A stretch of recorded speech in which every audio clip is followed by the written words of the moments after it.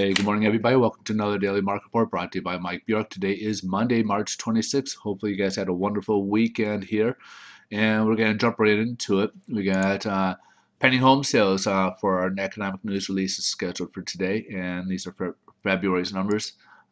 In January, we had a 2%, and we figured it would slow down a little bit, but still go up about 1% is the forecast, and it dropped about 5 or half a percent. So instead of going upwards, improvement for February actually had a drop on pending home sales. So not as obviously good news. So we'll jump over to the headline news today, as that's the only economic news release for today. And today we stock markets are up, are still looking pretty decent, and that's primarily due to a speech that Bernanke had early this morning, about 5 o'clock Pacific Standard Time this morning. Basically, what he touched on was a few different areas. He touched on, for example, the job where the jobs growth is right now. He doesn't. Basically, he's saying that long-term rates is he's going to keep rates low because he doesn't see the job growth as a sustainable. So what he's saying is that he's impressed, of course, that the unemployment number has come down, but he doesn't have enough data yet to determine if it's something that's sustainable.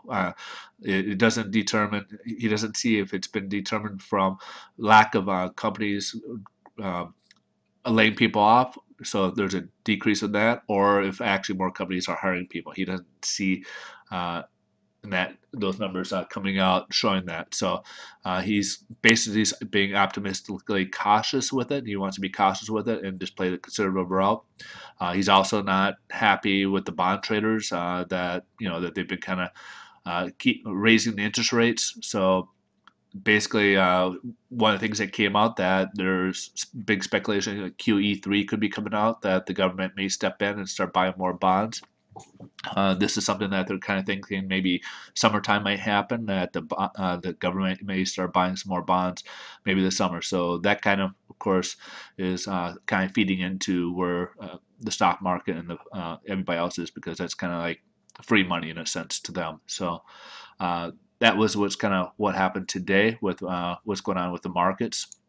And also, Supreme Court's kind of listening into what the Obamacare. So, of course, there's been a lot of speculation that maybe it was unconstitutional, the Obamacare that was passed back in 2010. So we'll see how that plays out.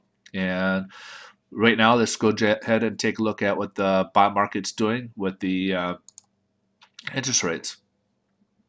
As we can see, we're kind of in the same position where we left off yesterday. We were up. We started the day off about the same area, and right now we're down about 6 basis points.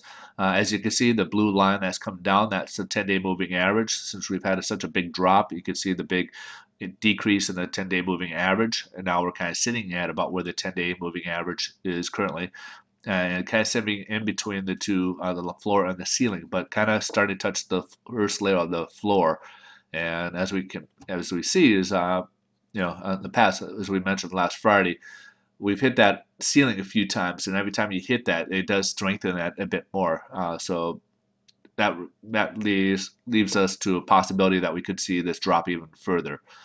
So, but right now, rates are about the same where we left off on Friday. There shouldn't be a big change as rates from what we had on Friday.